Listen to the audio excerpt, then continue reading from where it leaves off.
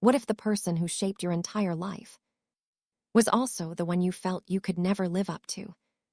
For years, the Duggar family, led by Jim Bob Duggar and Michelle Duggar, has been known for their strong values, tight-knit structure, and carefully maintained public image. But behind that image, questions have always lingered. Questions about pressure, expectations, and what it really means to grow up under constant scrutiny. Now, renewed discussions surrounding Josh Duggar are bringing those questions back into the spotlight. Some reports and interpretations suggest that Josh has expressed feeling constantly criticized by his father. But how much of this is benshatoenos, truth, and how much is speculation shaped by public perception? Intro. In today's video, we're taking a closer look at the complex dynamic between Josh Duggar and his father. We'll explore the family's background, including their rise to fame through 19 kids and counting, and the expectations placed on Josh from an early age as the eldest son. We'll also examine the broader conversation around criticism, pressure, and accountability, especially within highly visible families. What has actually been said publicly? What remains unclear? And why is this topic gaining renewed attention now? Because at its core, this story isn't just about one accusation. It's about family, expectations, and the lasting impact of constant judgment. To understand where these claims come from, we need to look more closely at the environment Josh Duggar grew up in, and the role he was expected to play from the very beginning. The Duggar family built their public identity around discipline, faith, and a highly structured lifestyle. Their values weren't just personal, they were presented to millions through television, interviews, and public appearances. That meant the expectations placed on each family member weren't only internal, they were also visible to the outside world. As the eldest son, Josh occupied a unique position. In many traditional family structures, the firstborn, especially the first son, is often seen as a natural leader. That can come with responsibility, authority, and trust. But it can also come with intense scrutiny. Every decision, every mistake, and every success can feel amplified when you're expected to represent the standard others should follow. In environments like this, expectations don't always need to be spoken to be felt. They can exist in subtle ways, through comparison, correction, or constant reminders of what's expected. And when those expectations are paired with criticism, even if it's intended as guidance, it can shape how someone begins to view themselves over time. For someone in Josh's position, that dynamic may have created a difficult balance, trying to meet high standards while also navigating personal identity, growth, and mistakes under pressure. When someone feels like they're constantly being evaluated, not just as an individual, but as a symbol of the family's values, it can lead to an ongoing sense of tension. And that tension raises an important question moving forward. Was the pressure meant to guide him, or did it ultimately contribute to the struggles now being discussed? Because as we continue, the focus shifts from expectations themselves to how those expectations may have been communicated and how they were received. That question, whether it was constant criticism or a perception shaped by pressure, is really where this conversation becomes more complex. When people discuss Josh Duggar and his relationship with his father, Jim Bob Duggar, they're often trying to interpret limited, second-hand information. There isn't a clear, detailed record of ongoing criticism, but there are patterns and dynamics that invite speculation.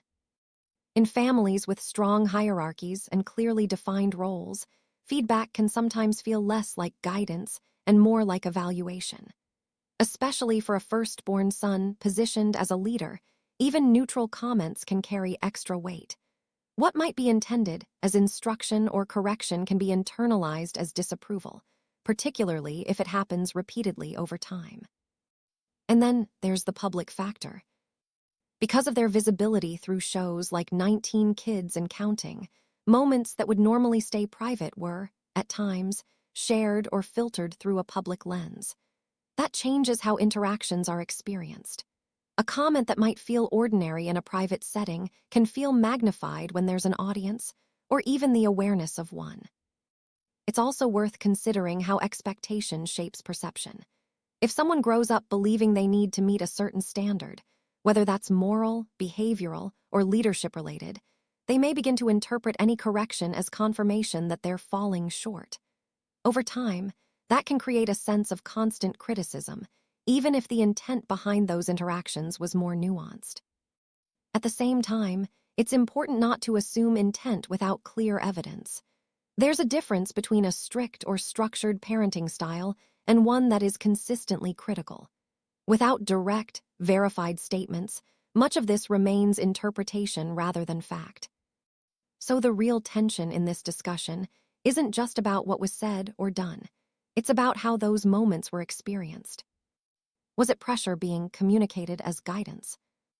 Or guidance being experienced as pressure? That distinction may never be fully clear, but it's key to understanding why this topic continues to resonate. One of the most compelling parts of this story is the contrast between what viewers saw on 19 Kids and Counting and what may have been happening behind closed doors. On screen, the Duggar family presented a carefully structured image, calm, cooperative, and deeply rooted in shared values. Every interaction seemed measured. Conflicts were minimal, communication appeared respectful, and the family dynamic looked almost seamless. For many viewers, it created the impression of a household that had everything under control. But reality television is, by design, selective. Hours of footage are condensed into short episodes, narratives are shaped in editing, and not every moment makes it to air. What we see is a version of reality, not necessarily the full picture. In families that live under public scrutiny, especially ones led by strong figures like Jim Bob Duggar, there can be an added layer of pressure to maintain that image. When your identity is tied to how millions of people perceive you, there's often an unspoken expectation to uphold that perception at all costs. That's where the gap can begin to form. Privately, expectations may feel heavier than they appear. Roles within the family, like being the eldest son, as in the case of Josh Duggar, can come with responsibilities that aren't always visible to an audience. Leadership, accountability, and the pressure to set an example can create an environment where even subtle feedback feels amplified.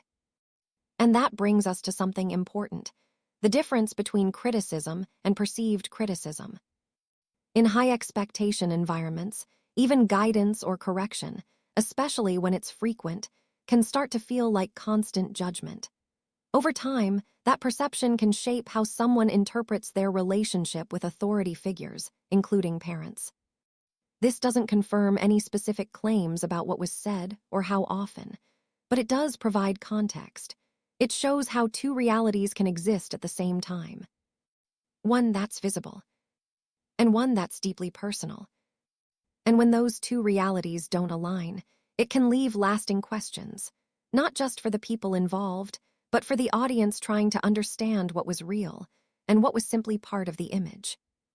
As this conversation continues to evolve, one thing becomes clear: public opinion is rarely unified, especially when it's built on fragments of information. In online spaces, discussions tend to take on a life of their own. A single clip or quote can spark thousands of interpretations, each shaped by personal beliefs, past perceptions of the family, and broader views on parenting and authority. What begins as speculation can solidify into something that feels like fact, even when key details remain unclear. There's also the influence of confirmation bias. People who already view the family as overly strict may be more inclined to interpret any tension as evidence of deeper issues. On the other hand, longtime supporters may push back, emphasizing the lack of concrete proof and urging others to avoid making assumptions. This divide often creates echo chambers, where each side reinforces its own narrative without fully engaging with opposing viewpoints. Another important factor is the nature of social media itself. Platforms reward engagement, likes, shares, and comments, which often means that more dramatic or emotionally charged interpretations spread faster than careful, nuanced analysis. As a result, the most widely seen version of a story isn't always the most accurate one. Context can be lost, timelines can become blurred, and subtle details may be overlooked entirely. At the same time, these discussions do reflect something real, a broader curiosity about what happens behind closed doors, especially in families that have built a public identity around certain values. People aren't just reacting to one claim, they're responding to years of exposure to a carefully curated image, now being re-examined through a different lens. Ultimately, this moment serves as a reminder of how powerful and potentially misleading public discourse can be. Without verified statements or first-hand accounts, much of what circulates remains interpretation rather than fact. And in situations like this, the line between the two can become surprisingly easy to blur. Stepping back from the specifics, this situation speaks to something much larger than one family or one set of claims. It taps into a universal question. How do the words and expectations of parents shape who we become? Criticism, in particular, is complex. In some families, it's framed as guidance, a way to push someone toward growth, discipline, or success. In others, it can feel constant, heavy, and difficult to escape. The difference often isn't just in what's said, but in how it's said and how it's received. For a child growing up under high expectations, especially as the eldest or in a leadership role, that pressure can take on a unique intensity.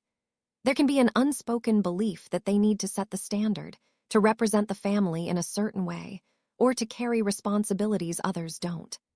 Over time, even well-intentioned feedback can start to feel like a measure of worth rather than a tool for improvement. And when you add a public platform into that dynamic, everything becomes amplified. Moments that might otherwise stay private become part of a larger narrative. Viewers interpret body language, tone, and brief interactions, sometimes building entire stories from small fragments. In that environment, perception can quickly take on a life of its own. This is where it becomes important to separate what is known from what is assumed. Without clear, verified statements, much of this conversation lives in the space between fact and interpretation. That doesn't make the discussion meaningless, but it does mean it should be approached with caution and perspective. At its core, this story highlights how differently people experience the same environment. What feels like encouragement to one person might feel like pressure to another. And those differences don't always become visible until much later, sometimes only when they're revisited through reflection or public discussion.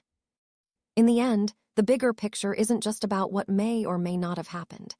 It's about understanding the impact that family dynamics, expectations, and communication can have over time, and recognizing that those effects are rarely simple, especially when viewed from the outside looking in. As we reach the end of this discussion, the idea that Josh Duggar may have felt constantly criticized by his father ultimately points to something much larger than a single narrative. It brings us into a broader conversation about how family dynamics are experienced, not just as they are, but as they are perceived. The line between intention and impact can be thin, especially in environments shaped by high expectations, strong beliefs, and public visibility. Whether these claims reflect a deeper reality, a personal interpretation, or something in between, they've clearly resonated with people for a reason. Many see echoes of their own experiences in these discussions, questions about pressure, identity, and the lasting influence of upbringing. And maybe that's why this story continues to hold attention. Not necessarily because it offers clear answers, but because it invites reflection and understanding. With that said,